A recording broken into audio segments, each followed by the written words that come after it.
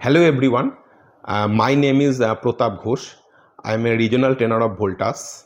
तो आज मैं जिस टॉपिक के ऊपर बात करने वाला हूँ वो है what is the difference between inverter compressor and non inverter compressor. तो अभी अगर मार्केट में आप देखेंगे तो दो टाइप का कंप्रेशर मिलता है, एक होता है आपका इन्वर्टर कंप्रेशर, एक होता है आपका नॉन इन्वर्टर कंप्रेशर। तो दोनों में अंतर क्या है? जब बहुत गर्मी पड़ता है, कस्टमर एक शॉप में जाकर एसी खरीदते हैं ना, उस उनमें एक कंफ्यूजन रहता है, मैं कौन सा एसी खरीदूं, या इन्वर्टर या नॉन इन्वर्टर।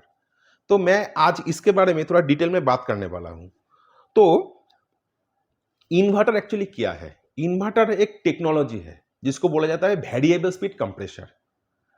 ओके, तो और एक होता है क्या? Non inverter. नॉन इन्वर्टर मतलब इसको और एक चीज बोला जाता है कि ऑन ऑफ कंप्रेसर। मतलब आप जब एसी को ऑन करोगे, नॉन इन्वर्टर जो एसी होगा वो 0% से स्टार्ट होगा और अप टू 100% में जाकर काम करेगा।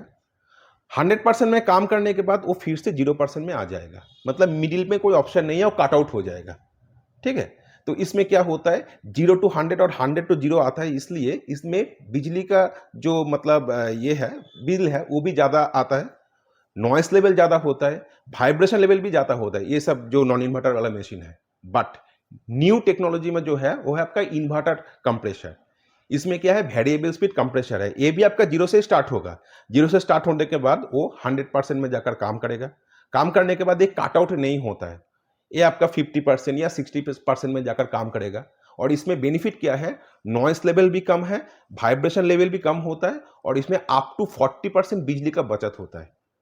और एक भी अंतर है, क्या है, इन्वर्टर जो कंप्रेसर है ना, इसका जो कूलिंग है ना, इसको बोला जाता है स्मूथ कूलिंग, मतलब कंफर्ट कूलिंग।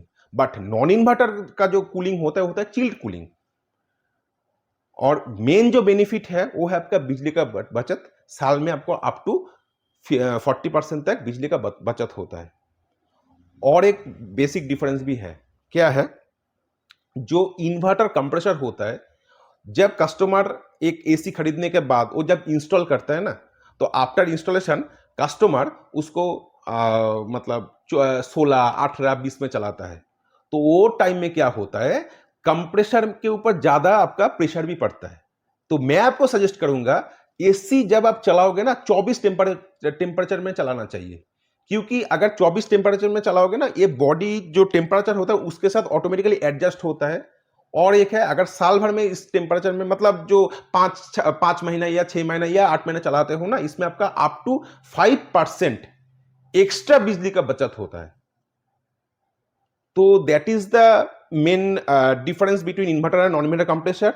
और मैं आपको बोलूंगा, जब नेक्स्ट ईयर एसी के सीजन में, या अभी अगर आपका लेने का प्लान है, ठीक है, तो आप इन्वर्टर एसी में फोकस करें और उसको खरीदिए। ये आपके लिए बहुत बेनिफिटेड रहेगा। Thank you.